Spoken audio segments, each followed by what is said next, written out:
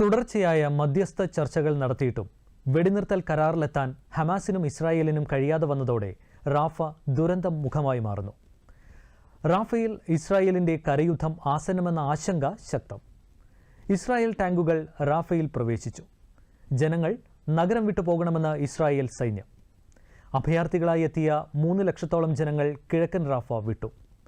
ഇസ്രായേലിന് ബോംബുകൾ ഉൾപ്പെടെയുള്ള ആയുധ വിതരണം നിർത്തിവെച്ച് അമേരിക്ക നൽകിയ ആയുധങ്ങൾ ഇസ്രായേൽ അന്താരാഷ്ട്ര മാനുഷിക നിയമങ്ങൾക്ക് വിരുദ്ധമായി ഉപയോഗിച്ചിരിക്കാമെന്ന് ആഭ്യന്തര വകുപ്പ്.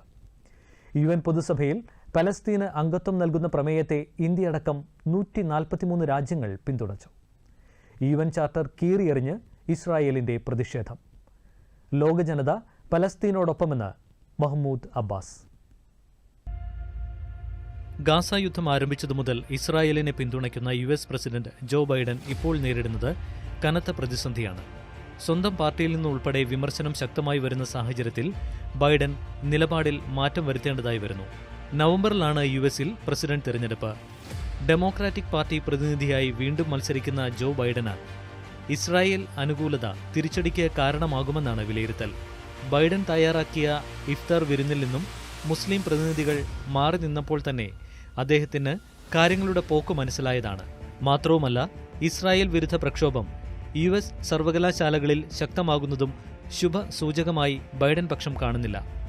കഴിഞ്ഞ തവണ യുവാക്കളുടെ പിന്തുണ ലഭിച്ച ബൈഡന് ഇക്കുറി അത് നഷ്ടപ്പെടുമോ എന്ന ആശങ്കയുമുണ്ട്. സാഹചര്യങ്ങൾ അനുകൂലമല്ലാതായപ്പോഴാണ് ഇസ്രായേലിനെതിരെ കടുത്ത തീരുമാനങ്ങളെടുക്കാൻ ബൈഡനെ പ്രേരിപ്പിച്ചത്. ഗാസയുടെ തെക്കൻ നഗരമായ റാഫയിൽ കരയുദ്ധത്തിനിറങ്ങിയ ഇസ്രായേലിന് തൽക്കാലത്തേക്ക് ബോംബുകൾ നൽകുന്നത് ബൈഡന്റെ നിർദ്ദേശപ്രകാരം നിർത്തിവെച്ചു.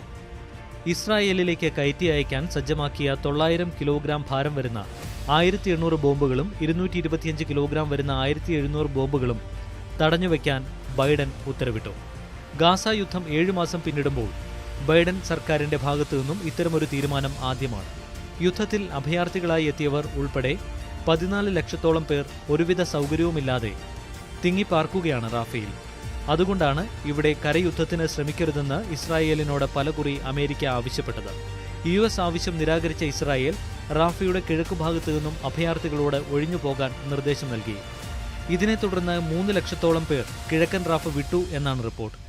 റാഫയിലെ 3 മേഖലകളിലുള്ളവർ കൂടി ഒഴിയണമെന്ന് ഇസ്രായേൽ നിർദ്ദേശം നൽകിയത് ശക്തമായ കരയുദ്ധത്തിനുള്ള പടപ്പുറപ്പാടാണെന്ന് നിരീക്ഷകർ വിലയിരുത്തുന്നു.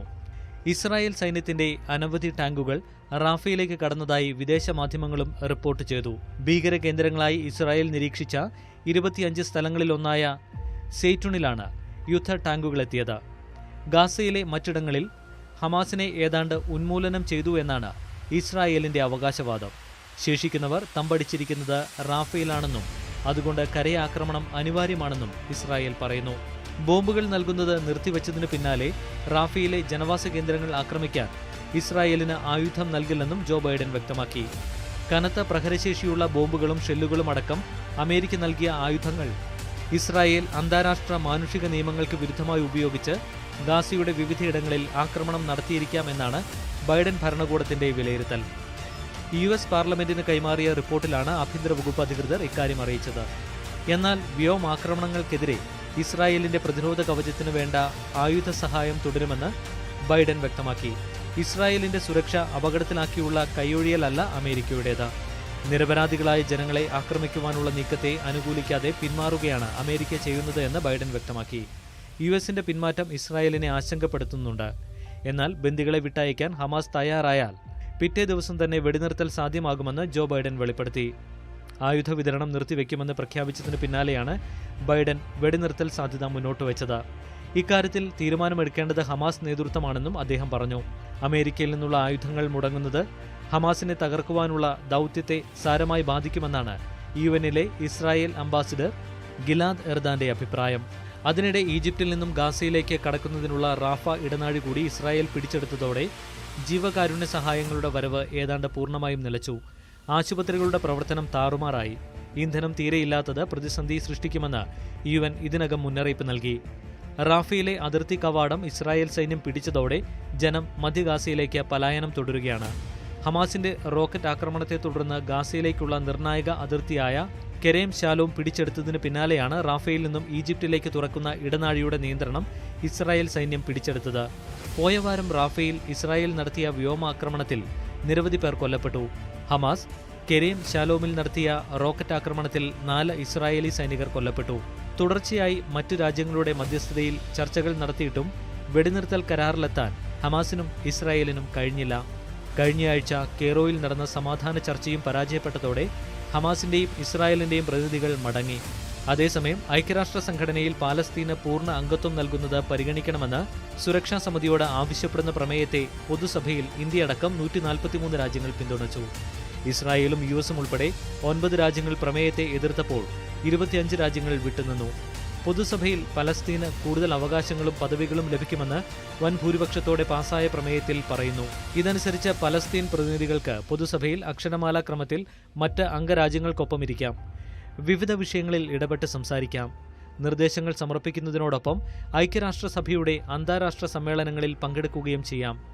നിലവിൽ അംഗമല്ലാത്ത നിരീക്ഷക പദവിയാണ് പലസ്തീന് യുഎന്നിലുള്ളത്. പ്രമേയ വോട്ടെടുപ്പിനെതിരെ യുഎൻ ചാർട്ടറിന്റെ പകർപ്പ് കീറിയെറിഞ്ഞ് ഇസ്രായേൽ പ്രതിനിധി ഗിലാഡ് എർദാൻ പ്രതിഷേധിച്ചു. പ്രമേയം യുഎൻ ചാർട്ടറിന്റെ ലംഘനമാണെന്നും ഭീകരരാഷ്ട്രം സ്ഥാപിക്കാൻ യുഎൻ അംഗങ്ങൾ ആഗ്രഹിക്കുന്നത് ലജ്ജാകരമാണെന്നും എർദാൻ പ്രതികരിച്ചു. എന്നാൽ പാലസ്തീൻ ജനതയുടെ അവകാശങ്ങൾക്കും സ്വാതന്ത്ര്യത്തിനും ഒപ്പമാണ് ലോക ജനത എന്ന് തെളിയിക്കുന്നതാണ് ഐക്യരാഷ്ട്രസഭയിൽ സംഭവിച്ചതെന്ന് പാലസ്തീൻ പ്രസിഡന്റ് മഹ്മൂദ് അബ്ബാസ് പ്രതികരിച്ചു.